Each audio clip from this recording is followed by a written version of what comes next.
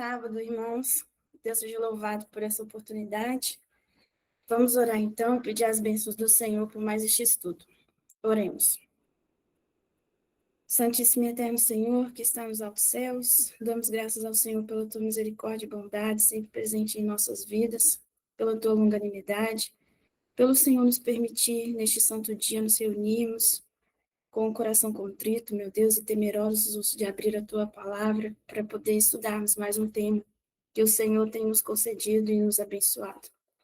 Por favor, meu Deus, se faça presente por meio do teu Santo Espírito, ilumine as nossas mentes, nos traga discernimento e também aprendizado, e principalmente, Senhor, contrição e humildade para podermos aplicar a tua palavra em nossas vidas. Em nome de Jesus eu creio e também peço a ti, na certeza de que o Senhor nos atende, porque o Senhor nos ama e olha para nós dos teus altos céus. Em nome de Jesus, amém. Bem, o estudo de hoje se chama O Chamado à Missão e ao Evangelismo. Nós vivemos uma sociedade em que nós temos tido uma diluição, né, dos princípios, dos conceitos e de tudo que nós vivemos e dos princípios que o Senhor tem nos concedido. Mas, ainda assim, como cristãos, somos chamados pelo Senhor para compartilharmos os princípios que Ele tem nos ensinado e nos mostrado por meio da Sua palavra e também aquilo que nós tivemos a oportunidade de receber uma primeira vez por meio das pessoas que o Senhor nos usou, não é mesmo? E por que nós fazemos isso? Nós fazemos isso porque nós sentimos o mover do Espírito Santo para que nós compartilhemos tudo aquilo que o Senhor nos ensinou, tudo aquilo que Ele nos motivou e nos instruiu também, iluminou as nossas mentes e nos deu essa oportunidade de discernimento para viver uma vida em contrafação, né, àquilo que o mundo nos oferece. Porque tudo que é bom, nós temos o desejo de compartilhar e de experienciar com as outras pessoas também. E não seria, então, diferente com o Evangelho, que é o dom de Deus, né? Aquilo que o Senhor nos concede por meio do teu Santo Espírito, pelos méritos de Cristo Jesus, para conhecermos a verdade, conhecermos o seu amor e termos a esperança de um mundo melhor, que é o que está por vir, mas desfrutar das promessas do Senhor ainda aqui nessa terra. Todo verdadeiro discípulo, como diz a nossa serva, a serva do Senhor, todo verdadeiro discípulo nasce no reino de Deus como missionário. Então, faz parte, sim, do aceite, da adesão ao cristianismo, também a missão do evangelismo. Quando o Senhor Jesus nos chama para levar o evangelho ao mundo, ele não apenas nos dá uma tarefa, mas também nos convida a participar de sua própria obra de redenção. Então, é um privilégio que o Senhor nos concede de participarmos da obra do evangelho e de compartilharmos a obra da redenção com todas as pessoas que entram em contato conosco, com as pessoas que nós amamos também. E é uma habilidade que ele concede a todas as pessoas, porque não está em nós, mas está na justiça do nosso Senhor Jesus, está em Cristo. A missão é o meio pelo qual a justiça de Cristo é manifestada ao mundo, mostrando que o Evangelho é o poder de Deus para a salvação. Entender que a missão e o evangelismo são mais do que uma responsabilidade. Eles são uma resposta ao amor de Cristo em nós e o meio pelo qual ele leva sua justiça a todos os que buscam a verdade. Ser cristãos é ser embaixadores do nosso Senhor, é representar o caráter dele aqui na nossa terra. E nada mais do que demonstrar isso por meio do amor, da generosidade e também da abnegação, em compartilhar essa verdade com os nossos irmãos que também necessitam, né, conhecer e aprender essa verdade, assim como nós aprendemos um dia. O que é o chamado à missão e ao evangelismo? O chamado à missão e ao evangelismo é um chamado que nós recebemos do nosso Senhor e nós podemos aprender e também desfrutar desses ensinamentos por meio da palavra dele. Vamos abrir as nossas Bíblias no livro de Mateus, no capítulo 28, versos 19 a 20.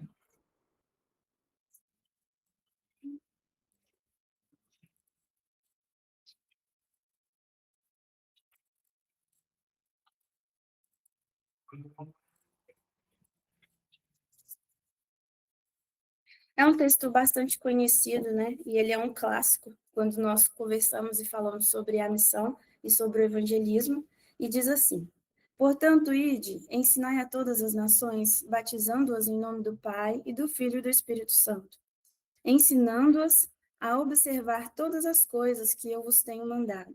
E eis que eu estou convosco sempre, até o fim do mundo. Amém.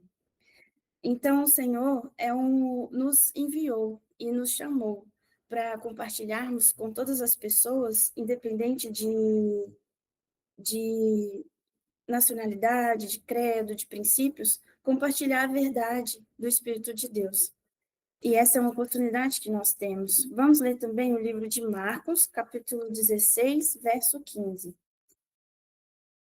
Marcos 16, 15 diz assim: E ele disse-lhes: Ide por todo o mundo, pregai o evangelho a toda criatura. Então, é uma responsabilidade que o Senhor nos dá, de ir ao todo mundo e também pregar o evangelho a toda criatura.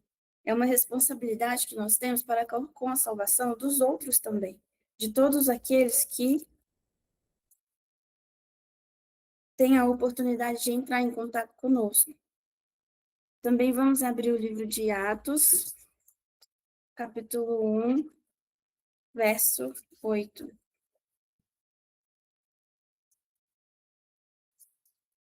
Diz assim: Mas recebereis o poder quando vier sobre vós o Espírito Santo, e sereis minhas testemunhas, tanto em Jerusalém como em toda a Judéia e Samaria, e até a última parte da terra.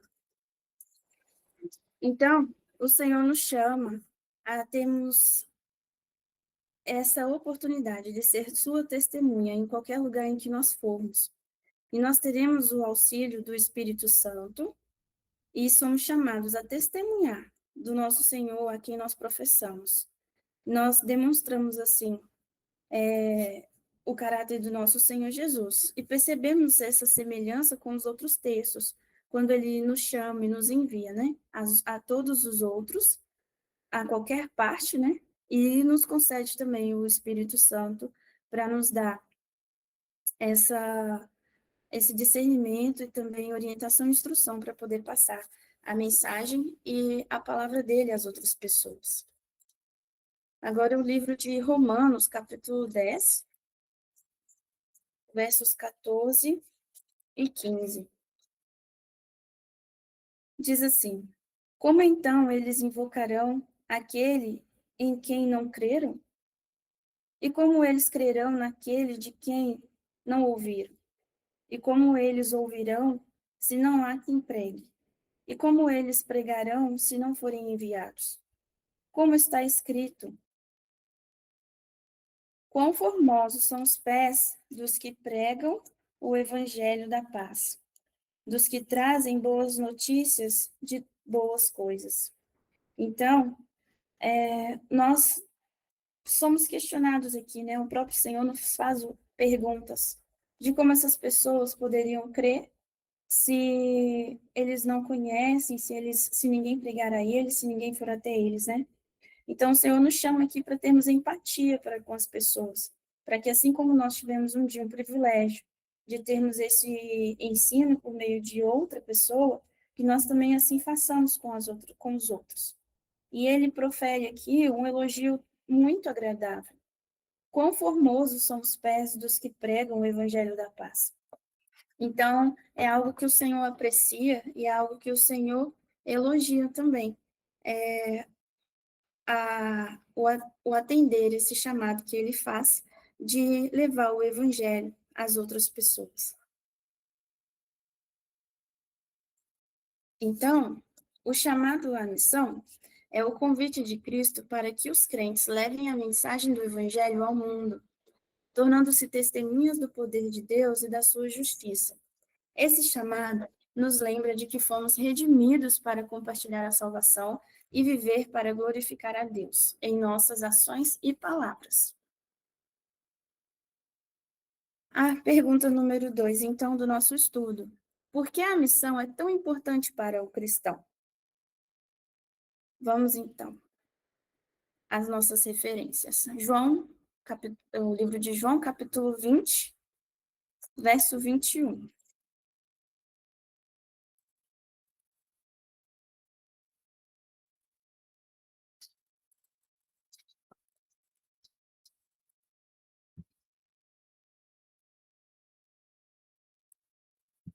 Lemos assim: Então disse Jesus novamente: Paz seja convosco. Assim como meu Pai me enviou, também eu vos envio.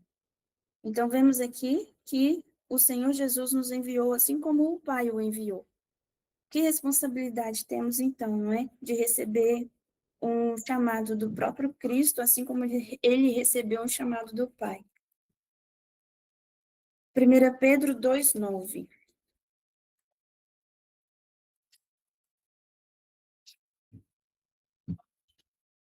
1 Pedro, capítulo 2, versículo 9.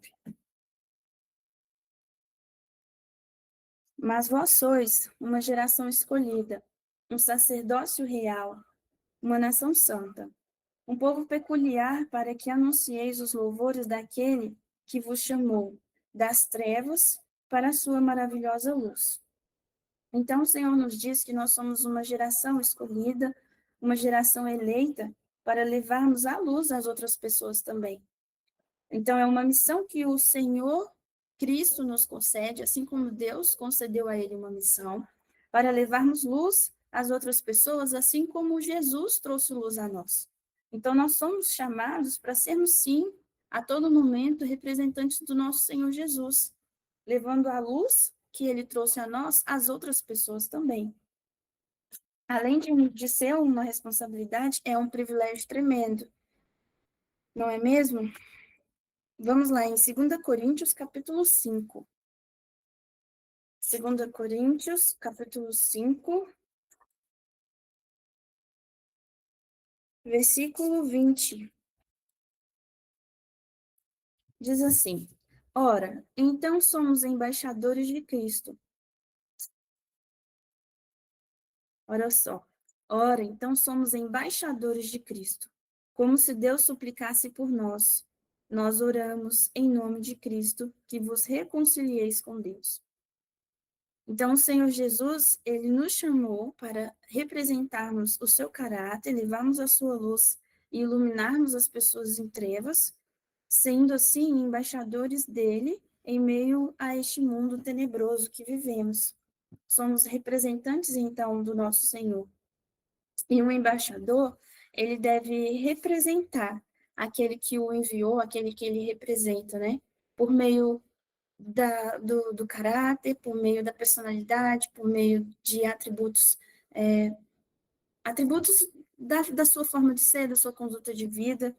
De todas essas formas, nós conseguimos perceber a quem aquela pessoa representa, a forma como ela se veste, como ela se porta, como ela conversa.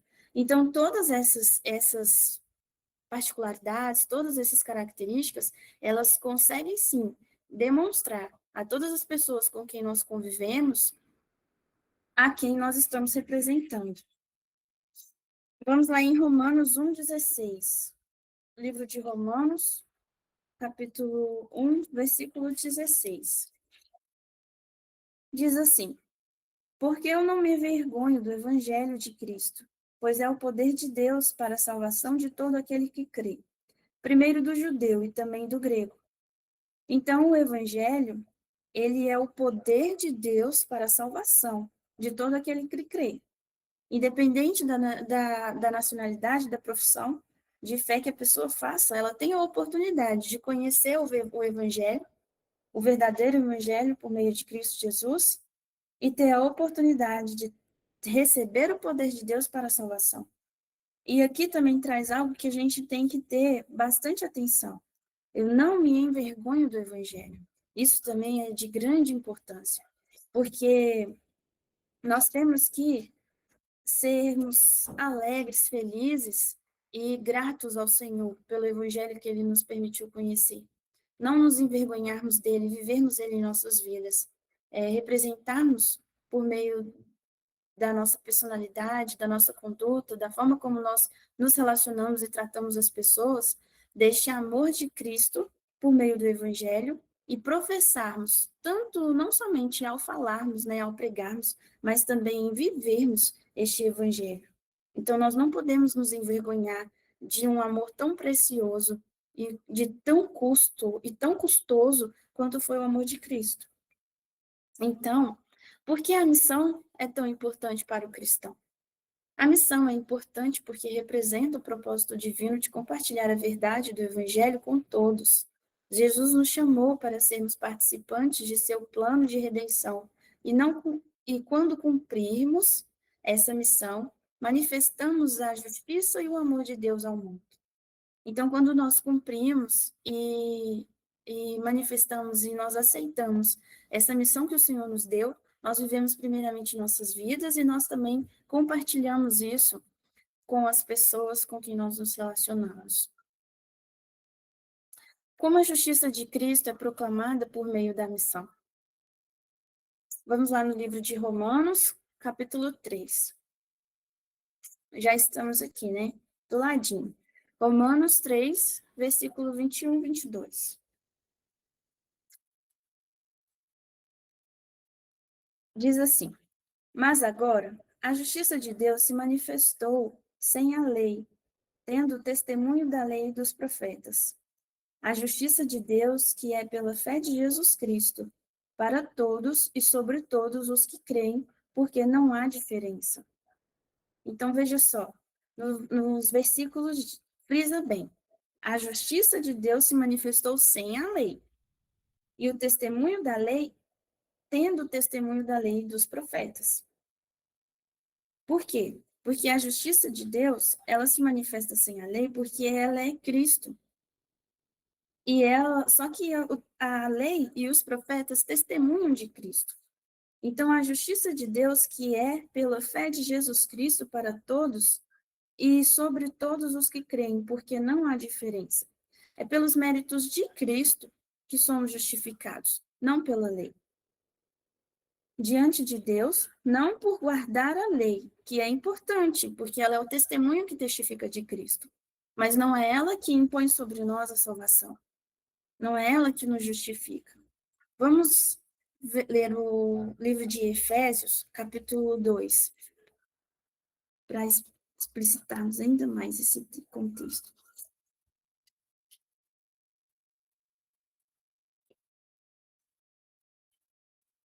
Efésios, capítulo 2, versículo 8 e 9, diz assim: Pois pela graça sois salvos por meio da fé, e não é de vós mesmos, isso é dom de Deus, não de obras, para que nenhum homem se glorie. Então, por meio da fé em Cristo Jesus, nós somos salvos. E ele não vem de vós, ele é um dom de Deus, porque foi o próprio Deus que deu o seu Filho para nós. E não é por meio de obras, não é por meio de guardar a lei, mas é por meio do nosso Senhor Jesus Cristo. Então, esses versos reforçam que a salvação é pela fé em Cristo. Ele é o dom de Deus, o presente dado pelo Pai Celeste. E não são as nossas obras que nos testificarão, mas sim os méritos do nosso Senhor Jesus. Vamos ver o livro de Filipenses, capítulo 3, versículo 9 também. Filipenses 3, 9. Diz assim: E seja achado nele, não tendo a minha própria justiça que vem da lei, mas a que vem pela fé de Cristo, a justiça que vem de Deus pela fé. Então, mais uma vez, reforçando, né? Que a justiça, ela vem do nosso Senhor Jesus, que ele foi um dom dado por Deus e é pela nossa fé, e não pelas nossas próprias obras. Agora, o livro de Tito, capítulo 3, versículo 3, versículos 5 e 6. Tito 3, 5 e 6. Diz assim: não pelas obras de justiça que houvéssemos feito, mas segundo a sua misericórdia, nos salvou para a lavagem da regeneração e da renovação do Espírito Santo, que abundantemente ele derramou sobre nós por Jesus Cristo, nosso Salvador. Quero ler também o versículo 7. Para que, tendo justificados por sua graça, sejamos feitos herdeiros segundo a esperança da vida eterna. Então, veja só. Aqui é um resumo de todos os outros textos que nós lemos. Ele explica o processo da redenção. Não pelas obras de justiça que houvéssemos feito, mas segundo a sua misericórdia, a misericórdia de Deus. Nos salvou pela lavagem da regeneração e da renovação do Espírito, que abundantemente ele derramou sobre nós por Jesus Cristo, nosso Salvador. Então, por meio de Cristo Jesus, os nossos pecados foram lavados, nós fomos regenerados, recebemos a misericórdia do nosso Senhor, recebemos o teu Santo Espírito também para nos acompanhar, para que, assim, sendo justificados por sua graça, sejamos feitos herdeiros segundo a esperança da vida eterna. Louvado seja Deus por isso. Nós temos essa oportunidade, né, de vivermos isso e de compartilharmos isso com as outras pessoas também. Então, a justiça de Cristo é proclamada quando demonstramos que a salvação não vem dos nossos próprios méritos, mas é um dom de Deus recebido pela fé. O Evangelho revela que é somente pela obra de Cristo que somos justificados e reconciliados com Deus. E ao compartilhá-lo, testemunhamos dessa justiça perfeita. Louvado seja Deus, que temos essa oportunidade. Vamos para a pergunta número 4. Qual é o papel do Espírito Santo na missão? Então, qual é o papel do Espírito Santo na missão? Vamos lá para o livro de Atos, capítulo 1, versículo 8.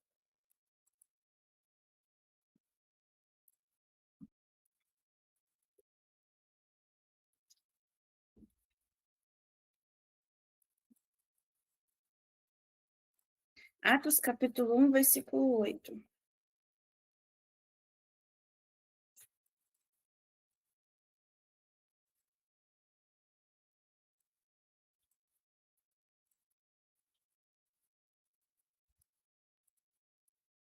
Nós lemos, né, esse texto já, mas ele diz que nós receberemos o poder quando vier sobre nós o Espírito Santo. E nós seremos a testemunha de Deus quando isso acontecer. Nós teremos a oportunidade de sermos essa testemunha em qualquer lugar que nós formos, conforme o texto diz. Vamos ver, então, o livro de João, capítulo 14.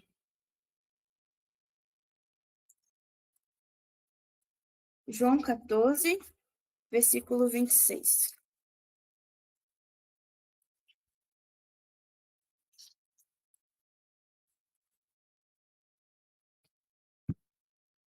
Mas o Consolador, que é o Espírito Santo, que o Pai enviará em meu nome, ele vos ensinará todas as coisas, e vos trará à lembrança todas as coisas, tudo quanto eu vos tenho dito. Então, o Espírito Santo, ele também tem um papel de nos consolar e também de trazer em nossa mente tudo aquilo que ele mesmo nos ensinará. Então, nós temos a promessa de termos essa companhia tão preciosa e que nos dá essa leveza e também essa esperança de que nós teremos o Senhor, o próprio Deus, né, falando por meio de nós e nos ajudando a explicitar às outras pessoas todo aquilo que Ele mesmo nos ensinou. Cristo nos prometeu, né, um consolador, um auxiliador, e nós temos ele verdadeiramente. O Espírito Santo está disponível a nós pelos méritos de Cristo Jesus e nos concede toda essa oportunidade de sermos ensinados por ele e também de sermos lembrados por ele. Vamos ver, então, o livro de Lucas, capítulo 12. Lucas 12, versículo 12.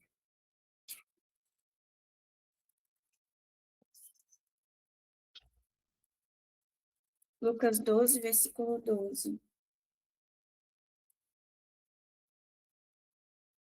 Porque o Espírito Santo vos ensinará na mesma hora o que deveis dizer.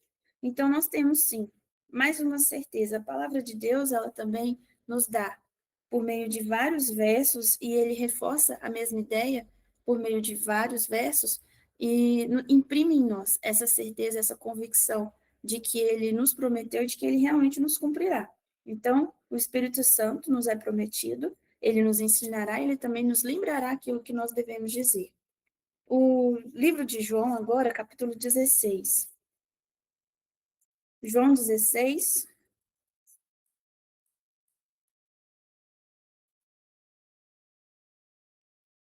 versículo 13.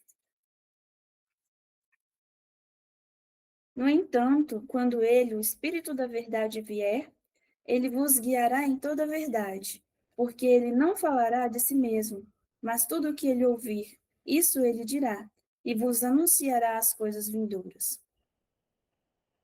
Então, qual o papel, né, do Espírito Santo na missão? O Espírito Santo é quem capacita o cristão para a missão, guiando, concedendo-lhe coragem e sabedoria para testemunhar. Ele revela Cristo em nossa vida, fortalecendo-nos para sermos embaixadores da verdade e permitindo que o caráter de Cristo seja refletido em nossas ações e palavras. Então, ele é um auxiliador, um ajudador, e que nós temos a certeza que está sempre ao nosso lado, compartilhando e nos ensinando e nos capacitando também para compartilhar com as outras pessoas, representando o caráter do nosso Senhor Jesus e testemunhando a verdade também para os outros. Vamos para a pergunta 5, então. Quem é o responsável por cumprir a missão de Cristo? 1 Pedro 2,9. 1 Pedro 2,9.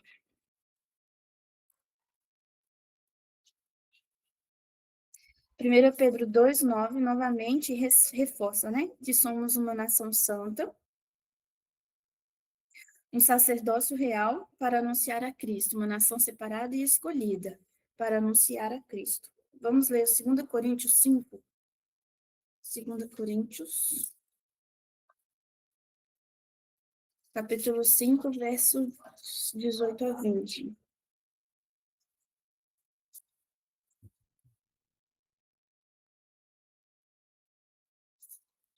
E todas as coisas são de Deus, o qual nos reconciliou consigo mesmo por Jesus Cristo e nos deu o ministério da reconciliação. A saber, Deus estava em Cristo, reconciliando consigo o mundo.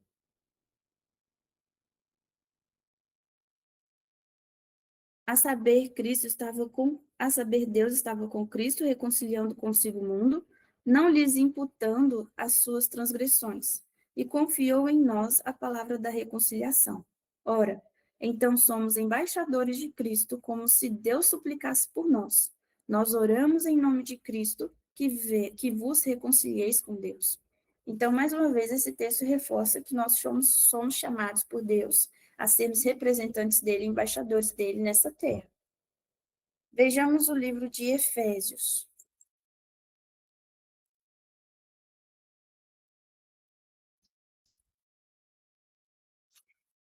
Efésios, capítulo 4,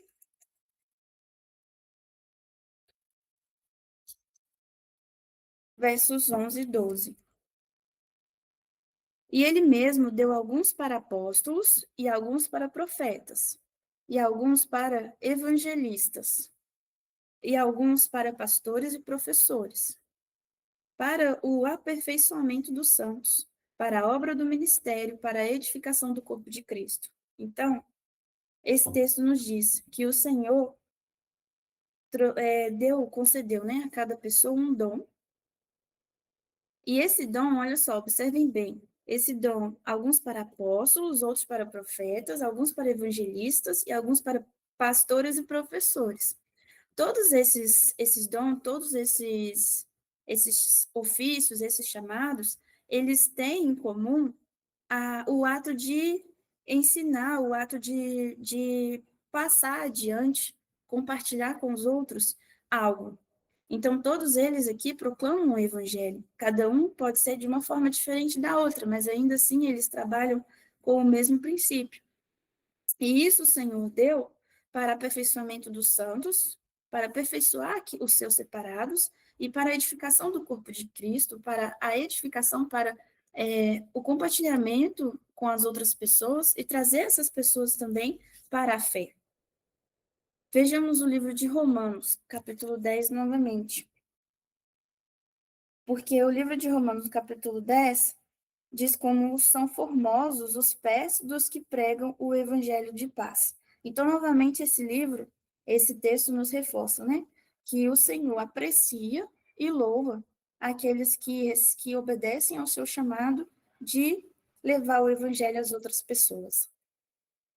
Então, todos os crentes são chamados a cumprir a missão, pois a justiça de Cristo deve ser testemunhada em nossa vida. Esse chamado não é limitado a líderes ou missionários. Cada cristão é uma testemunha viva da graça de Deus e tem a responsabilidade de compartilhar o evangelho. Porque o chamado Deus fez a todos. Ele não determinou que seriam os ministros, que seriam os pastores, que seriam os líderes ali, oficiais, vamos dizer, da igreja. Mas todas as pessoas que uma vez receberam o evangelho, elas têm também esse chamado de compartilhar essa mensagem que eles receberam um dia do Senhor.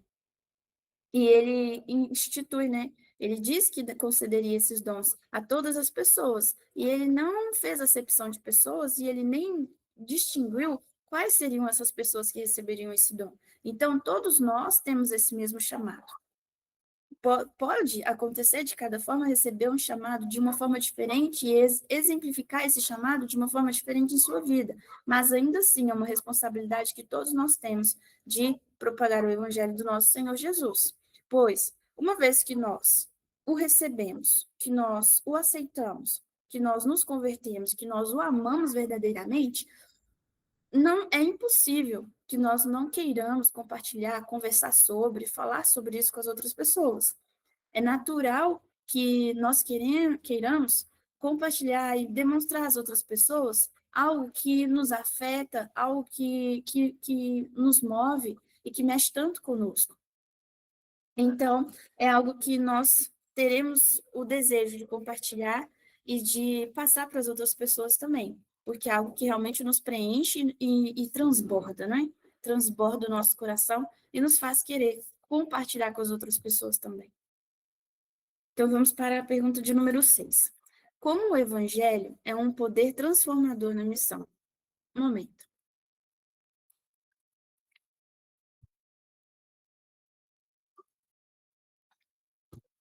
Como o evangelho é um poder transformador na missão? Romanos 1,16, nós já vimos, né, que diz que o evangelho é o poder de Deus para a salvação de todo aquele que crê, que nós também não devemos nos envergonhar. Então, vamos para o primeiro capítulo de 1 Coríntios, versículo 18.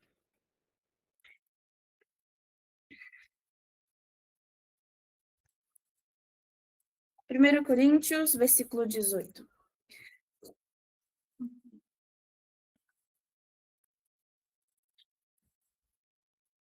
Porque a pregação da cruz é loucura para os que perecem, mas para nós que somos salvos é o poder de Deus.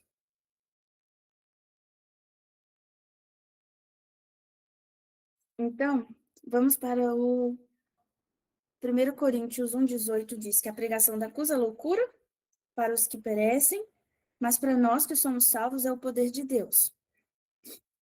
Porque é loucura para os que perecem, porque é algo inacreditável nós pregarmos uma pessoa, né, que foi crucificada, que passou pelo que passou, e ainda assim nós o temos como nosso Deus, que é poderoso para nos salvar. E é o poder de Deus porque ele realmente transforma e exemplifica isso na vida das pessoas. Vamos ver 1 Tessalonicenses, capítulo 1.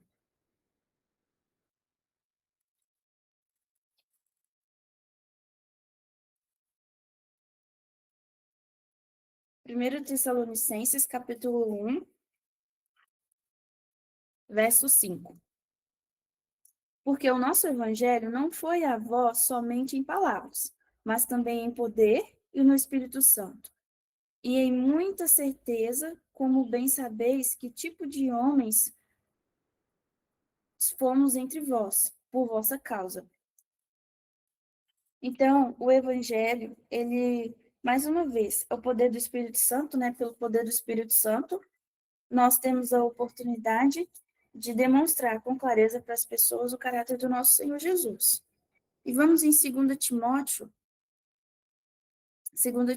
1.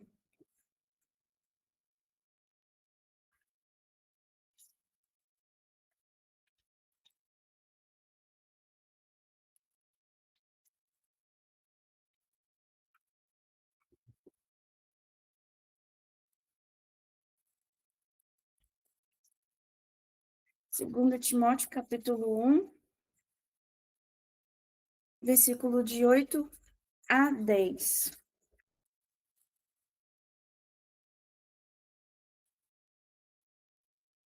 Diz assim: Portanto, não te envergonhes do testemunho de nosso Senhor, nem de mim, que sou prisioneiro seu. Antes, participa das aflições do Evangelho segundo o poder de Deus, que nos salvou e nos chamou com uma santa vocação, não segundo as vossas obras, mas segundo o seu propósito, seu próprio propósito e graça que nos foi dada em Cristo Jesus antes do começo do mundo. E que agora se faz manifesto pela aparição de nosso Salvador Jesus Cristo, o qual aboliu a morte e trouxe a vida e a imortalidade à luz por meio do Evangelho. Então, o Evangelho ele tem um poder transformador na vida das pessoas, porque ele é o poder de Deus, e esse poder age e atua em nós, transformando, né, um vaso velho em vaso novo. E nós podemos perceber isso de diversas formas, né? Nós sabemos a palavra de Deus, ela tem um poder de transformação na vida das pessoas tremendo. Nós percebemos isso entre os próprios santos, os próprios servos do Senhor, os testemunhos e a forma como as pessoas viviam antes e como elas vivem após o Evangelho. Nós percebemos isso também, que por meio de muitos trabalhos, até mesmo entre pessoas encarceradas, há uma transformação em muitas pessoas quando elas têm estudos bíblicos e conhecem o amor de Deus e o perdão de Deus também por meio de sua palavra. E nós também percebemos isso por meio do apóstolo dos gentios. Veja só, vamos ler agora não, o capítulo 9 do livro de Atos, só para a gente poder ver algumas outras exemplificações de como que o poder do evangelho atua na vida de uma pessoa e que está aqui representado na própria palavra do Senhor. Vamos ler brevemente o versículo 1, 4, 13 e 15 de Atos, capítulo 9.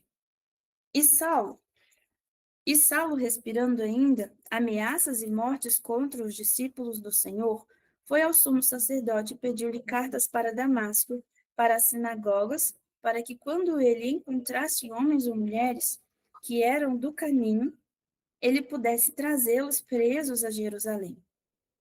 Saulo aqui é o nome de Paulo, né? Antes de sua conversão. Vamos ver o versículo 4. E ele caindo em terra, no caso Paulo, e ele caindo em terra, ouviu uma voz que dizia: Saulo, Saulo, por que tu me persegues? Então aqui já é o Senhor Jesus, Paulo no caminho a Damasco, quando ele testemunha de sua conversão. O capítulo começa mostrando como ele era antes de se converter, que ele era um perseguidor dos servos do Senhor. E aqui mostra o próprio Cristo perguntando a ele por que ele o perseguia. Vamos ver agora o versículo 13. Então respondeu Ananias: Senhor, eu tenho ouvido de muitos acerca deste homem, quantos males ele tem feito aos teus santos em Jerusalém. Então aqui é o profeta do Senhor, Ananias, um servo do Senhor, Respondendo a Deus após ter sido convocado aí até Paulo e pregar a ele, falar a ele, né, do nosso Senhor Jesus. E ele aqui temeroso, porque a fama de Paulo é que ele era cruel e perseguidor desses servos que seguiam o caminho o, que era o caminho dessas pessoas que serviam a Cristo, né? Que eram os servos os cristãos, os servos de Deus, os cristãos daquela época. Então, no versículo 15, o Senhor responde a ele dizendo: Mas o Senhor disse a ele: Ide pelo caminho, porque ele é um vaso escolhido por mim, para levar o meu nome diante dos gentios e dos reis e dos filhos de Israel. Porque eu lhe mostrarei quão grandes coisas ele deve sofrer por causa do meu nome. Então, o Senhor aqui testificando que era assim para Ananias ir. Agora nós vamos ler os versículos 20 e 21, porque aqui nós já vamos ver a transformação que aconteceu no caráter de Paulo ao receber o evangelho e aceitá-lo. Então diz assim: Mas todos os que ouviam estavam atônitos e diziam: Não é este o que em Jerusalém destruía os que invocavam este nome? E com este intento veio aqui para os levar presos aos principais dos sacerdotes? Desculpa, eu li o versículo 21, mas deveria ter lido o 20 também. O 20 diz assim: E imediatamente ele pregava nas sinagogas que Cristo é o Filho de Deus.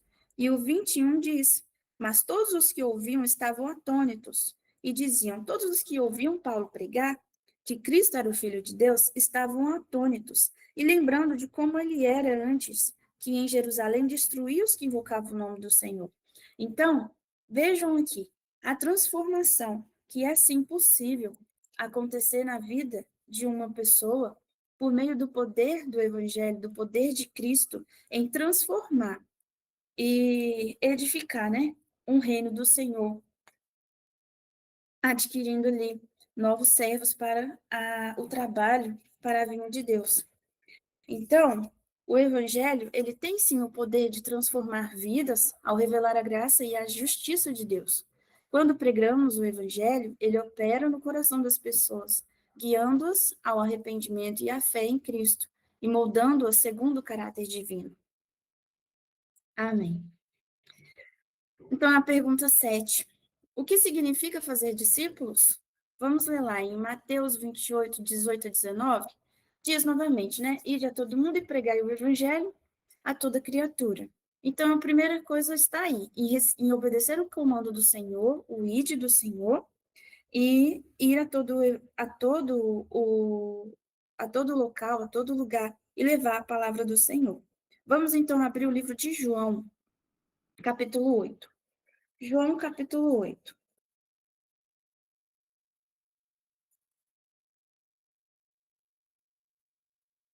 versículo 31.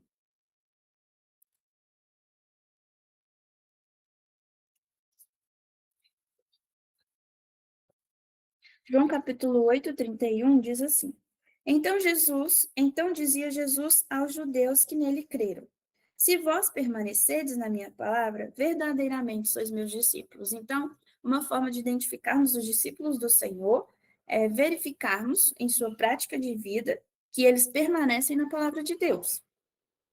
2 Timóteo 2:2 agora. 2 Timóteo, capítulo 2, versículo 2. E as coisas que ouviste de mim, entre muitas testemunhas, as mesmas confia a homens fiéis que sejam capazes de também ensinarem a outros. Então, assim como você recebeu, né, o próprio texto diz, assim como você, homens fiéis, veja só, homens fiéis que receberam também ensinem aos outros. E agora o livro de Colossenses,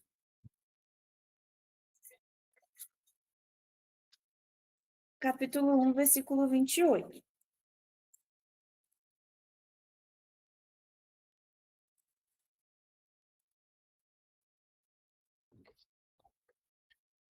Diz assim: o qual pregamos, advertindo a todo homem e ensinando a todo homem em toda a sabedoria, para que apresentemos todo homem feito em Cristo Jesus. Todo homem perfeito em Cristo Jesus. Então, lendo novamente. O qual pregamos, advertindo a todo homem e ensinando a todo homem em toda a sabedoria, para que apresentemos todo homem perfeito em Cristo Jesus. Veja só, podemos ser perfeitos em Cristo Jesus. E aqui, né? Fazer discípulos significa, então, guiar outros a seguir a Cristo, obedecer esse chamado que o Senhor nos concedeu e sermos fiéis a Ele, representando e passando adiante tudo aquilo que Ele nos ensinou. Esse processo inclui acompanhar e ensinar as pessoas para que desenvolvam uma vida de fé sólida, baseada na justiça de Cristo e fortalecida pelo Espírito Santo. Então, além de termos essa responsabilidade de irmos até as pessoas e compartilhar com elas aquilo que o Senhor nos comandou fazer, sermos fiéis ao Senhor e propagarmos, né, a sua palavra aos outros, nós também devemos acompanhar, veja só, não é somente ensinar, nós também devemos acompanhar essas pessoas, esses novos conversos, ajudá-los na caminhada cristã, movê-los e ensiná-los. Muitas vezes, darmos as mãos e os braços e acompanhá-los em diversas situações para que eles saibam como andar. Porque no princípio não é fácil, no princípio muitas coisas que estamos aprendendo e precisamos desenvolver, e termos ali pessoas junto a nós que podem nos aconselhar, nos ensinar, nos admoestar, é muito importante, é muito válido. Então, fazer discípulos não é somente meramente pregar e trazer e converter aquela pessoa e achar que o serviço está ali pronto e concluído, mas nós devemos ter a empatia, o amor e aquele apego de acompanhar esses novos conversos e ajudá-los na caminhada cristã, que será pela vida, né? Será um galgar, né? Subindo a escada da santificação. Então, a pergunta número 8. Como podemos ser testemunhas eficazes para Cristo? Vamos lá, em Mateus capítulo 5. Mateus capítulo 5, versículos 14 a 16.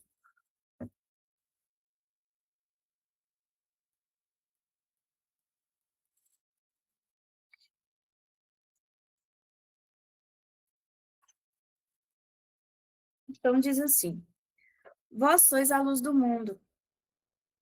Não se pode esconder uma cidade estabelecida sobre um monte, nem se acende a candeia e se coloca debaixo do alqueire, mas sobre um castiçal, e dá luz a todos que estão na casa. Deixai a vossa luz brilhar diante dos homens, para que sejam as vossas boas obras e para que vejam as vossas boas obras e glorifiquem a vosso Pai que está no céu. Então, nós devemos deixar a nossa luz brilhar. Devemos deixar que Cristo brilhe através de nós. Nós devemos ser como um espelho, refletindo ao nosso Senhor Jesus, e que Ele brilhe por meio de nós, fazendo com que as outras pessoas glorifiquem a Deus ao ver o nosso proceder semelhante ao dele. Vejamos, então, 1 Pedro,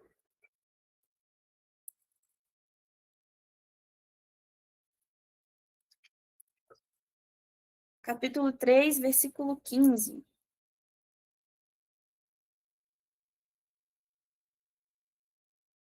Diz assim: Porém, santificai ao Senhor Deus em vossos corações, e estais sempre preparados para responder a cada homem que vos pedir a razão da esperança que há em vós, com mansidão e temor. Então, nós devemos viver em nossa vida, porque quando diz assim, que nós devemos santificar o Senhor nos nossos corações, é que nós devemos internalizar esse amor de Deus, esse caráter dele, e santificar ele e passar isso para as pessoas também.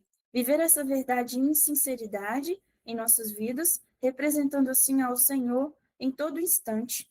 E nós devemos ter uma fé racional por meio de estudo, do estudo da palavra, para que nós tenhamos consistência, fidelidade, consistência espiritual, que nós consigamos representar e também dizer às pessoas as razões da nossa fé.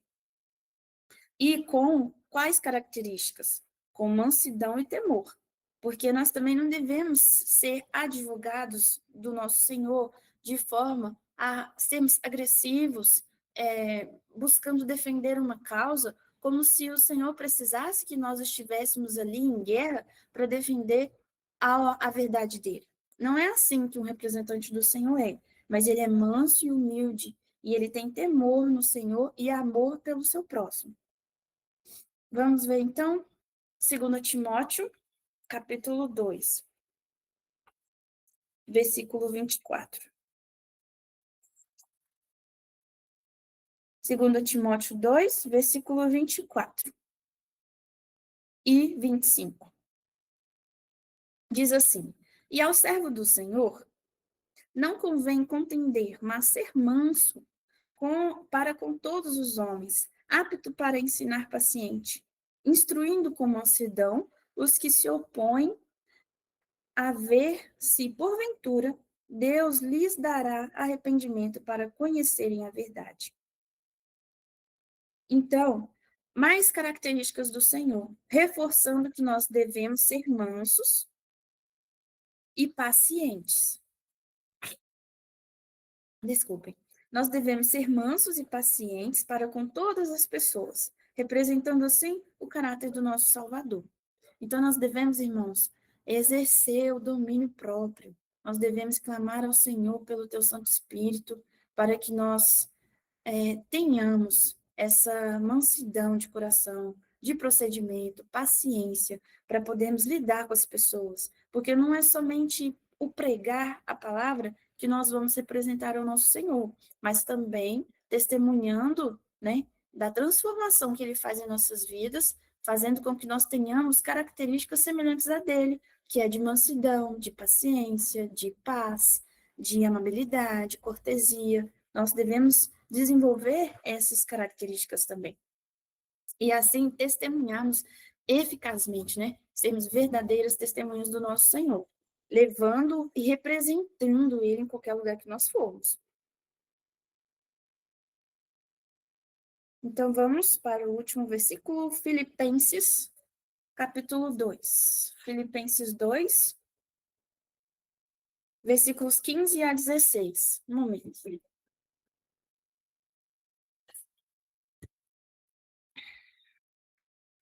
Filipenses 2, versículos 15 e 16.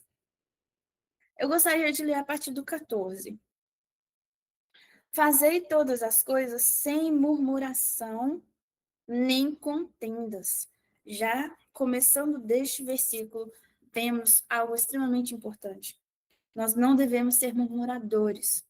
Nós devemos testemunhar do nosso Senhor Jesus em todos os instantes, por meio da nossa palavra, por meio da nossa boca, do que sai dos nossos lábios. E nem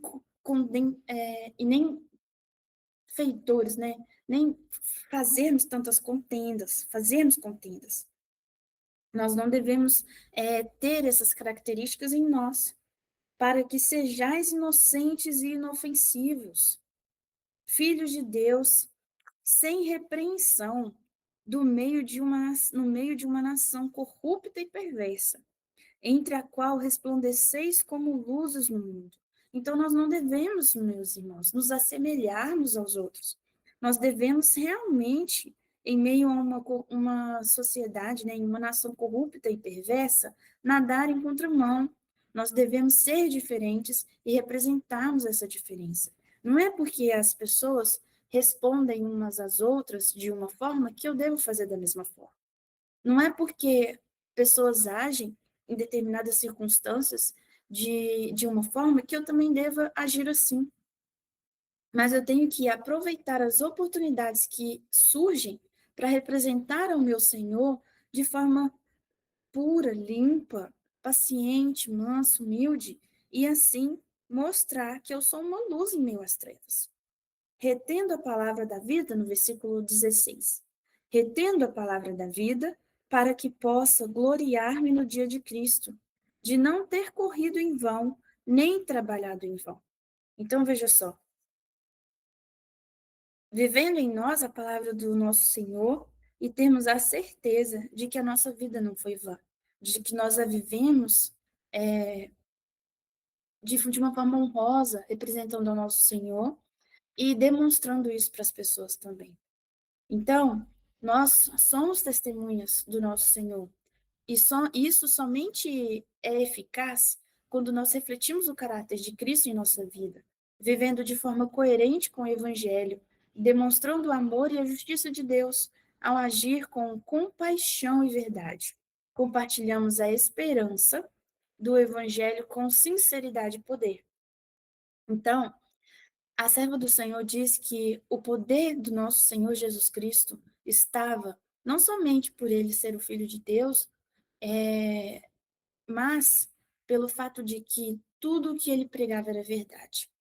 Então, quando nós vivemos aquilo que nós pregamos, quando nós vivemos em conformidade com a palavra do Senhor, quando nós permitimos que ela realmente atue em nossas vidas e que a palavra de Deus, que tem poder, realmente age em nós e nos transforme à sua imagem e semelhança, nós recebemos o poder do Espírito Santo para representarmos verdadeiramente aquelas palavras que nós estamos dizendo, e isso que impacta verdadeiramente a vida de outra pessoa.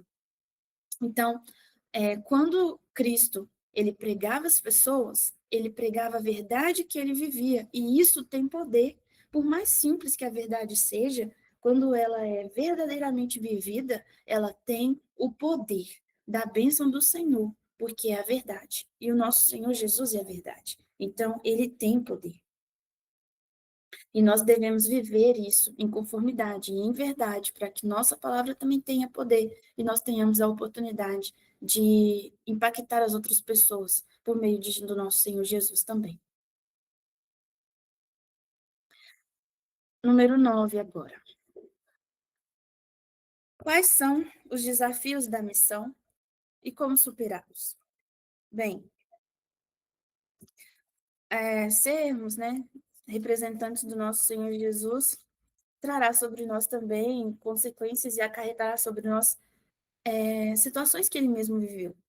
Então, sofrimento, dificuldades e contendas, muitas vezes, perseguições, tudo isso faz parte da caminhada cristã. Mas, vamos ler aqui e identificar que nós temos ao próprio Senhor Jesus, a Deus, que prometeu nos acompanhar e caminhar junto de nós e nos fortalecer, nos animar. Vamos lá, em 2 Coríntios 12, 9. 2 Coríntios, capítulo 12, versículo 9. E ele disse-me, 2 Coríntios 12, 9. 9 e 10. E ele disse-me, a minha graça é suficiente para ti, porque a minha força se aperfeiçoa na fraqueza. De boa vontade, pois, me gloriarei nas minhas fraquezas, para que o poder de Cristo repouse sobre mim. Portanto, eu tenho prazer nas fraquezas, nas censuras, nas necessidades, nas perseguições, nas aflições por causa de Cristo. Porque quando eu estou fraco, então eu sou forte. Então, as adversidades, as dificuldades, elas também servem para Cristo, para Deus trabalhar em nós. Aquelas características difíceis que nós temos, aqueles pecados que nós temos que são os pecados, assim, vamos dizer, espirituais, aqueles que as pessoas não veem. Orgulho, presunção, impaciência, avareza, todos esses pecados que muitas vezes temos e que são pecados difíceis, que nós temos que lutar contra o nosso próprio eu, pode ser trabalhado também em meio às dificuldades. Então, muitas vezes, Deus permite que nós passemos por dificuldades para nos ajudar, para trabalhar em nós aquilo que nós precisamos refinar. E, em meio a isso, o poder do nosso Senhor também pode ser exaltado. As pessoas que passam por dificuldades, louvando a Deus, exaltando o nome do Senhor, sendo gratos e sempre felizes, elas também louvam o nome do Senhor e também chamam a atenção das outras pessoas porque alguém em sofrimento louvando a Deus é, sim, um testemunho e uma pregação do Evangelho também. Vamos ver 1 Coríntios 15, 58. O livro de 1 Coríntios, capítulo 15, versículo 58.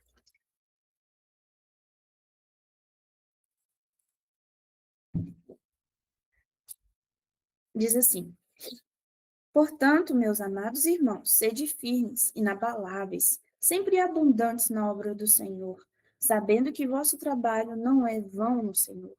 Então, independente das circunstâncias que nós estejamos vivendo, de dificuldades que nós podemos passar, nós devemos buscar firmeza em Deus e permanecermos inabaláveis, sempre abundantes na obra do Senhor, ainda assim trabalhando por Ele, independente da circunstância em que nós vivemos. Vamos ver o livro de Mateus, capítulo 10. Mateus, capítulo 10, 16 a 20. Mateus 10, 16 a 20.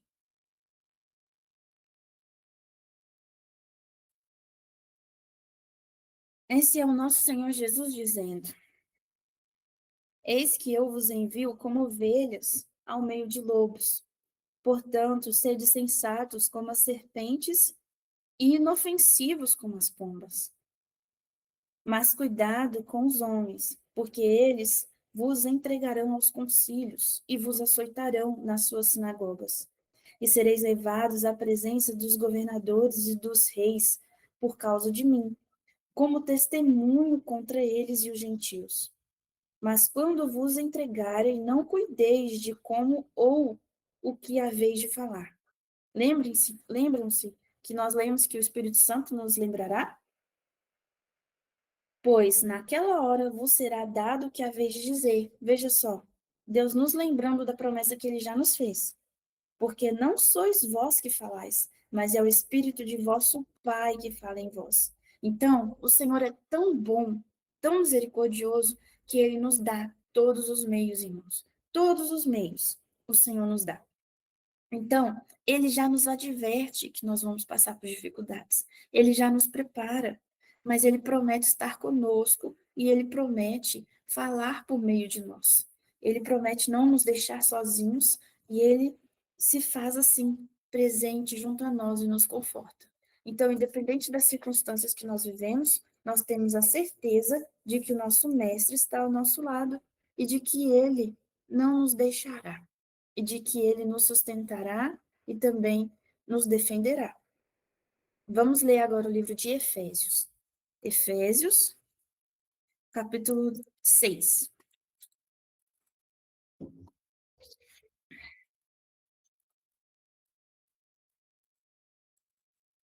Efésios, capítulo 6, 10 a 18.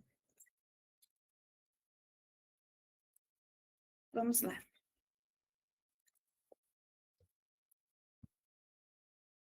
E finalmente, meus irmãos, sede fortes no Senhor e na força do seu poder. Revestivos de toda a armadura de Deus,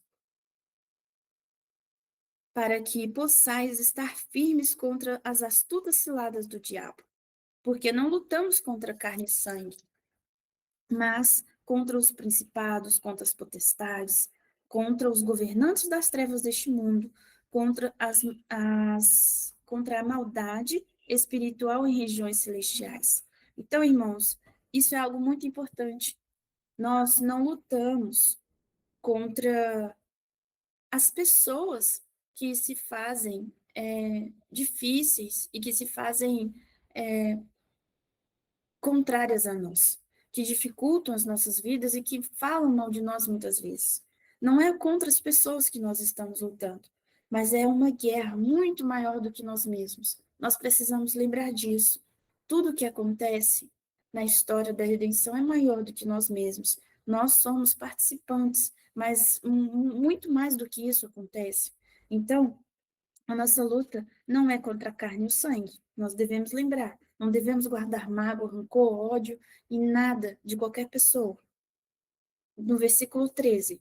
Portanto, tomai toda a armadura de Deus, para que possais resistir no dia mau, e havendo feito tudo, ficar firmes.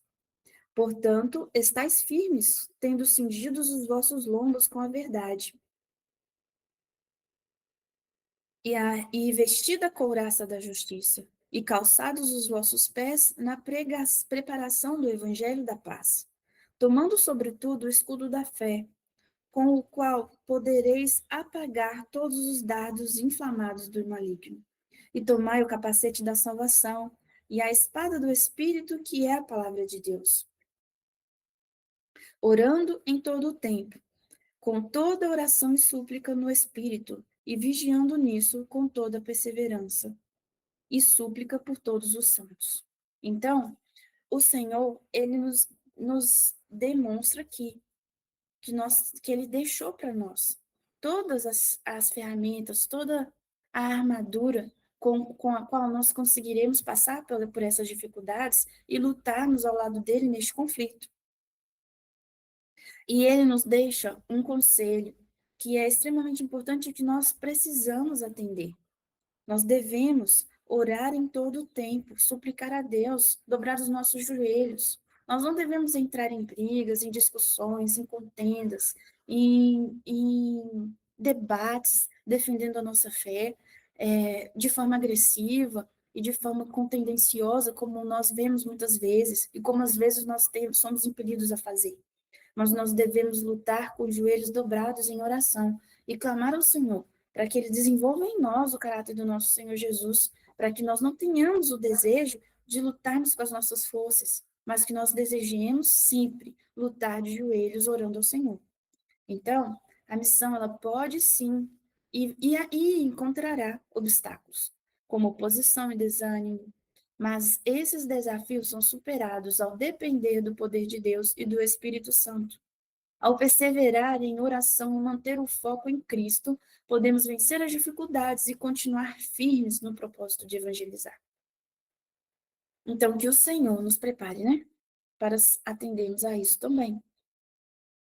Então, a pergunta de número 10. Como o chamado à missão nos prepara para o reino de Deus?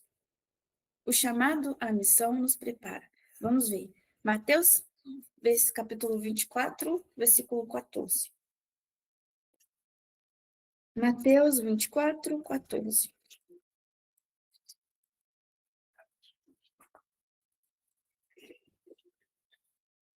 E este evangelho do reino será pregado em todo o mundo, como testemunha para todas as nações, e então virá o fim. Então, o evangelho do Senhor será pregado em todas as nações, um sinal que representa, assim, quando haverá um fim, quando todo o evangelho for pregado em todas as nações. Livro de João, capítulo 4, versículo 35 e 36. João 4, 35 e 36, diz assim: Não dizeis vós, ainda há 4 meses, e então virá a colheita? Eis que eu vos digo, levantai os vossos olhos e vede os campos, porque eles já estão brancos para a colheita. E o que ceifa recebe salário, e ajunta fruto para a vida eterna, para que o que semeia e o que ceifa possam juntamente se regozijar. Então, aqui está dizendo uma lei da semeadura, né? Uma lei de que nós colheremos o que nós plantarmos. Vamos lá em 2 Coríntios, capítulo 4. 2 Coríntios 4, versículos 16 a 18. 2 Coríntios 4, 16 a 18.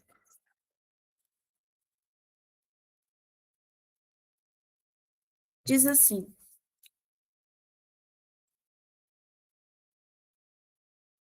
Por causa disso, nós não desfalecemos, mas, ainda que o nosso homem exterior pereça, Contudo, o homem inferior é renovado dia a dia, porque a nossa leve aflição, a qual é momentânea, opera por nós um extraordinário peso eterno de glória.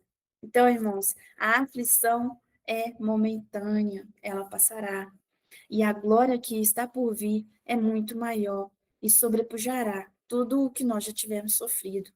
O peso eterno da glória será muito maior do que todo o peso que nós carregamos nesse mundo. Não olhamos para as coisas que se veem, mas para as coisas que não se veem, porque as coisas que se veem são temporais, mas as coisas que não se veem são eternas. Então nós não devemos fixar os nossos olhos, as nossas esperanças e ressaltarmos e aumentarmos ainda mais tudo o que nós vivemos, nós experienciamos de dificuldades aqui. Nós devemos sempre ter em mente a eternidade, a recompensa de passar anos a fim, sem perspectiva de fim, junto do nosso Salvador. Imagina passar a eternidade junto do Senhor Jesus. Nós devemos ter sempre isso em mente, desse privilégio que nos aguarda, e lutar, irmãos, lutar para estarmos junto do Senhor Jesus pela eternidade, de podermos ter de termos essa alegria de sentarmos aos pés dele, sermos ensinados por ele. Então, muito maior será a alegria, o preenchimento, o amor transbordará o nosso coração de uma forma que nós não nem mesmo nos lembraremos, e não será nada difícil aquilo que nós passamos aqui nessa terra. Nós devemos alimentar a nossa mente de gratidão ao Senhor e também de esperança de vivermos isso junto do nosso Senhor Jesus. E aí nós teremos força e ânimo para passar pelas dificuldades que nós temos aqui. Vamos ler agora capítulo 14 do livro de Apocalipse. Apocalipse 14, versículos 6 e 7.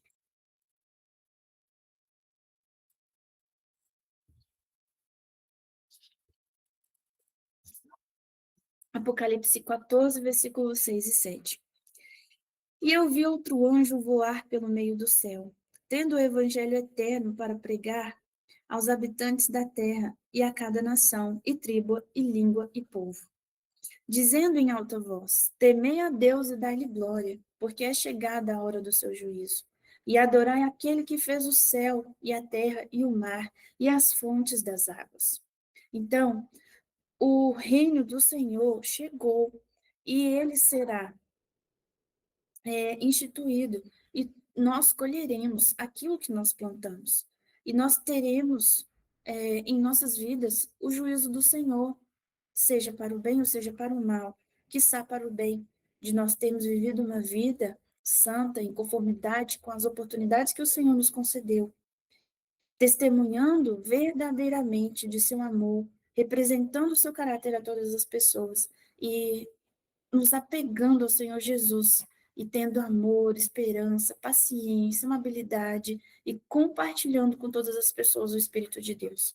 Então, o chamado à missão nos prepara para o reino de Deus, ao nos ensinar a viver na dependência de Cristo e em obediência a Ele, ao participar da missão, desenvolvemos um caráter que reflete o caráter de Cristo, preparando-nos para o reino onde viveremos eternamente com Ele. Veja bem, nós somos os maiores beneficiados. Ao trabalharmos, ao buscarmos compartilhar com as pessoas o Evangelho do Senhor, Deus trabalha em nós também. E nos dá a oportunidade de trabalharmos pela nossa salvação também.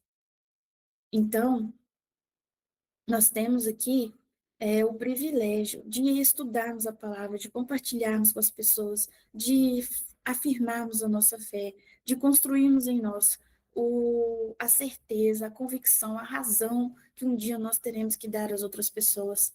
Então, todo esse processo o Senhor idealizou e planejou para o bem, tanto de quem recebe, tanto quanto de quem dá.